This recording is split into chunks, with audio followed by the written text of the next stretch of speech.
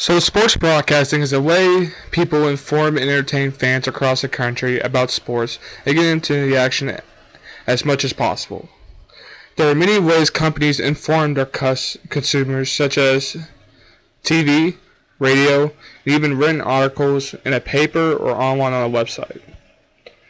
I would say my inspiration for this career is pretty simple. It's my love of sports. I always found ways to read or watch sports on TV and in the radio.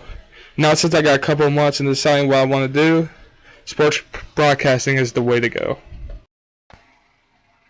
Before I start this project, I would like to let you meet Chip Cosby.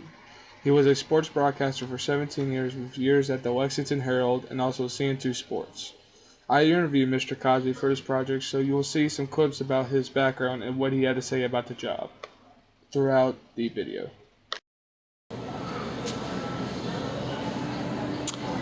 To get started in my career, I got my degree in journalism from the University of Kentucky in 1996. Took a lot of journalism classes. Had an internship at the Herald Leader, Lexington Herald Leader, a newspaper, while I was in school as well. But I got my BA in journalism from the University of Kentucky.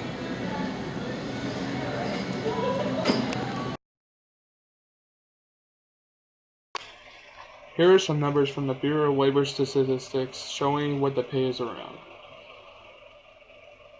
Mean hourly wage is around $42.90, with mean annual wage at $89,240, with the employment being a total of 4,370 across the states.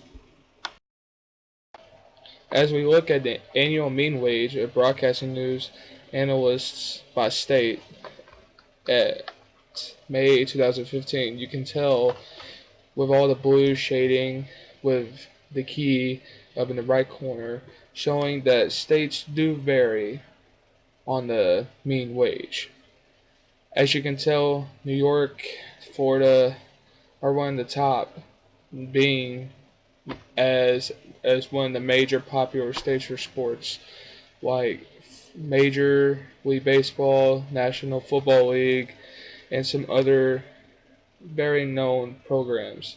But also you have these small states like Kentucky, which is a college town which has a very, very dedicated sports fans. Now let's look at the employment rate for the states. Now, for the key for this map is in the bottom right corner, not the top. As like in the other graph, you can tell Texas, California, New York, and Florida are up there with the states because of all of the programs known in those states, like Texas University, Golden State Warriors in California, Syracuse and New York Knicks in New York, and the Miami Heat in Florida, just to name a few. But you can tell that those are the most populated states because they needed the most workers for those types of jobs with professional and college programs. Again, let's look at Kentucky being in the semi-middle because of being a college town, not a professional group, so less people are needed for those types of jobs.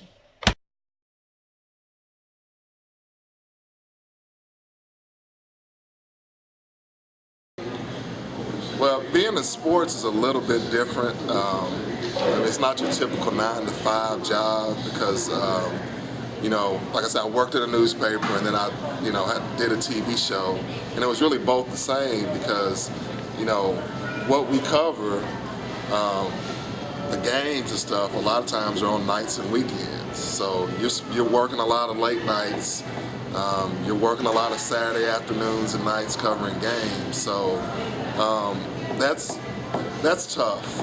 But at the same time, you can get some free time during your day too. I mean, when I was at the Herald Leader, I was gone a lot at night during the night, at night and on weekends. But a lot of times I was home during the day, so I got to go to lunch with my kids. I got to do some stuff during the day that I might not have gotten to do. So it's kind of a trade-off. I was gone a lot at night and on the weekends, But during the week, during the day, if I wanted to go on a field trip with my kids, or want to have lunch with them, or they needed something, I could, most of the time I could, get away for a little bit and do it.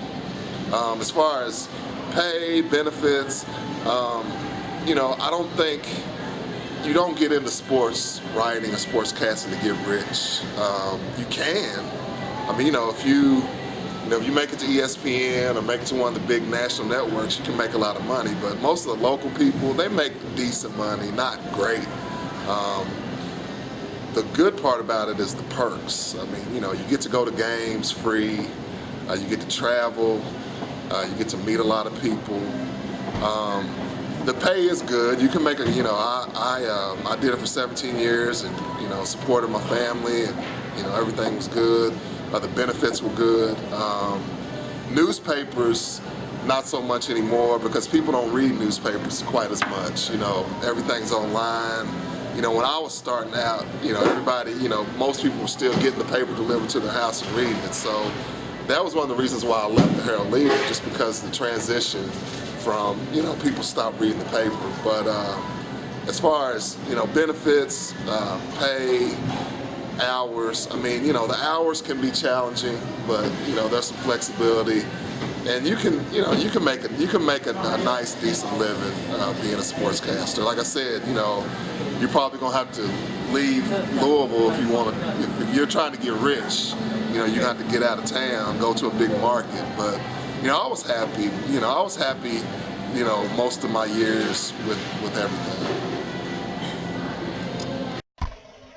Some requirements for the job in education would be a bachelor's degree in journalism / communications, and some skills needed is basically work technology and being on and off the camera, but also learning how to be a journalist, which means learn a new writing style. It's not like something you would write in your English class.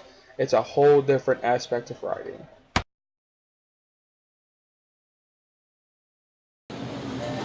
It was kind of being in the right place at the right time.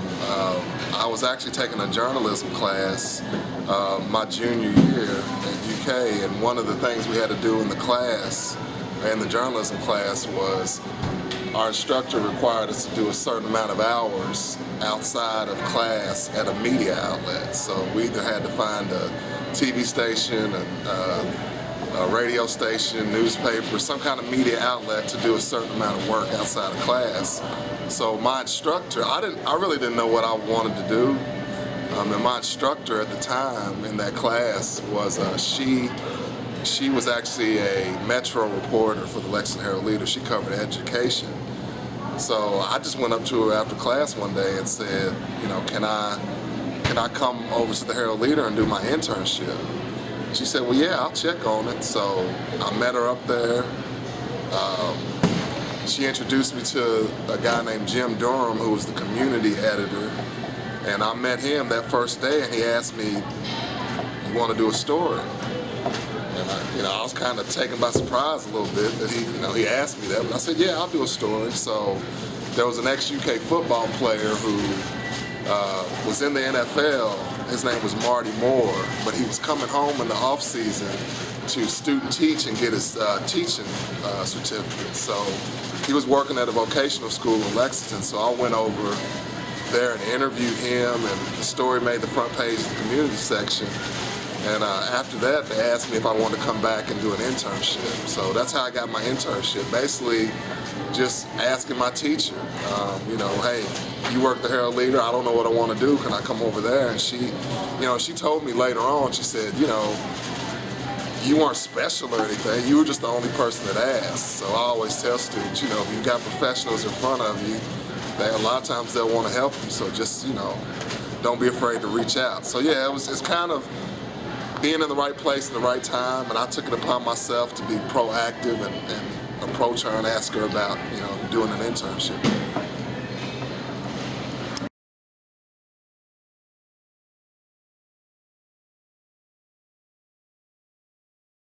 As I was going through the process of researching and interviewing sports broadcasting position, I've learned that I enjoy it more than I thought I would. Looking at the statistics on the Bureau of Labor Statistics, it was actually, when I was looking at it, it frightened me, but I feel like I have the skills enough to get this position. Like I explained before in my video, that, there's stuff going on that you have to be on top of things, like internships or job openings, or having that right person to get you that job or that interview to get that position. And those types of things I love to do. And being sports is one of the major criteria. I thought it was a key point for me to go in this position. I've always, during my high school ages, or in my elementary school ages, I always saw myself playing basketball or doing something sports related. And so I thought it would be a good point to go into sports. And so that's what I got before I started researching it. But when I started researching and getting high stats and stuff, and criteria and scholarships and everything I've learned through my time of researching, I feel like the position has become even more of my dedication than I thought it would be. With all this connections and everything, I think it's going to be a key thing, but it's going to be hard. It's a challenge. Like every job has a challenge. Would I like to do this job? Yes. Even though at the beginning it's going to seem hard, but I feel like the hard work beats talent. And so the more work I do is the best, is going to help me in the future. It's going to keep me stable and money-wise and job financially wise. So my reflection of this project is pretty good. I mean, I like the camaraderie I've gotten with a person I never met, that I had connections with, apparently, that I had no idea. And so talking to him was a good eye-opener, seeing what it takes to be in this job, and I feel like that's what it takes. So that's my project.